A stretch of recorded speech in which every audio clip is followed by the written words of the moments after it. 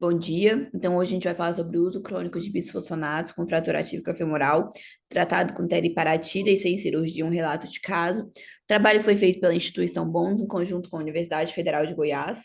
Em resumo sobre o assunto, nós temos que os bisfosfonatos são base do tratamento da osteoporose, uma vez que eles diminuem o risco de fratura e melhoram a densidade óssea. Em contrapartida, nós temos que a principal complicação do uso crônico dessas medicações são as fraturas diafisárias atípicas do fêmur. O objetivo desse trabalho é relatar um caso de um paciente que estava em tratamento com bisfosfonatos, apresentou uma fratura atípica femoral e o tratamento foi feito pelo uso da teriparatida sem necessidade de abordagem cirúrgica. Em relação à introdução, nós temos que os bisfosfonatos são uma classe de medicamentos antirreabsortivos, possuem um bom perfil de segurança, atuam sobre os osteoclastos, diminuindo sua atividade, promovendo a apoptose dessas células por meio da inibição da enzima FPPS. As fraturas associadas ao uso crônico dessas medicações se diferenciam de fraturas osteoporóticas pelo mecanismo de trauma, local e configuração da lesão. Então, essas fraturas elas vão se apresentar principalmente na diáfise proximal do fêmur e região subtrocantérica, com um traço transverso simples e o espessamento da cortical femoral. Em relação ao relato do caso, nós temos uma paciente feminina, 75 anos, obesa e hipertensa, que já estava em tratamento para osteoporose com o uso do alendronato, 70 miligramas uma vez por semana, há 15 anos sem apresentar fraturas. E aí ela retorna em acompanhamento para ajuste de dose, com uma queixa de uma dor corporal difusa. Iniciando a investigação para essa queixa da paciente, a gente solicita uma cintilografia óssea de corpo total, em que a gente vai observar uma hipercaptação no terço proximal do fêmur, bilateral e na região subtrocantérica, como a gente pode observar na imagem abaixo. Pensando na nossa principal hipótese diagnóstica, a gente continua essa investigação, fazendo pedido de radiografias de fêmur e de bacia, em que a gente vai observar o espessamento da cortical no terço médio e proximal de forma bilateral, como a gente pode observar nas imagens abaixo. Então, diante da nossa hipótese diagnóstica da fratura atípica do fêmur bilateral nessa paciente, a gente interrompe o uso do alendronato de forma imediata e começa o uso da teriparatida de 250 microgramas, uma dose por dia, uma caneta por mês por 2 anos. Quando ao final desse tratamento a gente vai ter a resolução completa da fratura sem a necessidade de intervenção cirúrgica. Abaixo a gente tem uma tabela com a evolução da densitometria dessa paciente ao longo dos anos de acompanhamento dela.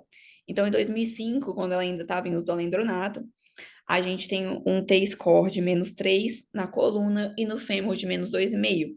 2020, já em uso da teriparatida, a gente tem um T-score na coluna de -2,5 e no fêmur total de -2,2. E ano passado, já no uso só de suplementos, com a fratura resolvida, a gente tem um T-score na coluna de -1,5 e no fêmur também de -1,5. Então, a gente observa uma evolução favorável dessa paciente aí ao longo dos anos de tratamento.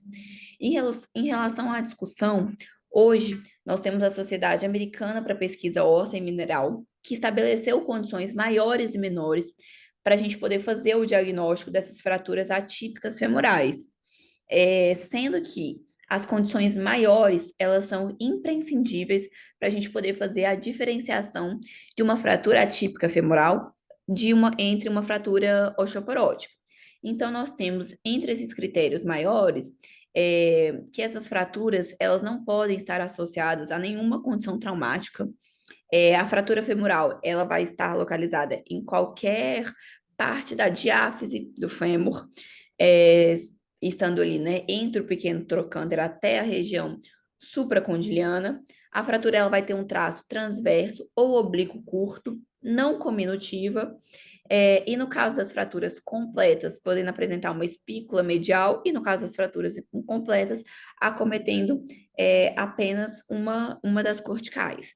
Então, esses são os critérios que são imprescindíveis para a gente poder fazer essa diferenciação entre a fratura atípica e a fratura osteoporótica. Ainda segundo essa mesma associação, nós temos que a incidência acumulada dessas fraturas atípicas varia de 0,9 a 78 fraturas para cada 100 mil pessoas por ano, sendo 2 para cada 100 mil de aumento a cada ano, depois que o paciente já está em uso do bisfosfonato por 2 anos, e de 78 para 100 após 8 anos do uso dessa medicação. Então, o que a gente tem com esses dados? Que quanto maior o tempo de uso do medicamento, maior a chance dele evoluir com esse tipo de fratura. Quando a gente está diante do diagnóstico da fratura atípica, o que a gente tem que fazer de forma imediata é descontinuar o uso do bisfosfonato. E aí, uma das opções que nós temos é iniciar o tratamento com a teriparatida, que foi o que foi feito nessa paciente. Uma vez que a teriparatida, ela melhora a renovação óssea e a microarquitetura do osso. Ela é um medicamento antiosteoporótico que atua, né, com um mecanismo de formação óssea. Então, por isso que a gente pode tentar iniciar o tratamento com esse tipo de medicação. Então, aqui, para a gente poder finalizar a apresentação, a gente trouxe esse fluxograma que mostra quando a gente está diante de uma fratura atípica diagnosticada, a primeira coisa que a gente faz é descontinuar o uso do bisfosfonatos, fazer uma checagem, uma avaliação da quantidade de cálcio e vitamina D, e quando necessário, fazer a suplementação e considerar o uso da teriparatida. Quando a gente está diante de fraturas incompletas, porém o paciente tem uma presença de dor, a gente tem que pensar no tratamento cirúrgico. No caso dos pacientes assintomáticos, a gente pode pensar em outros tipos de abordagem menos invasivas.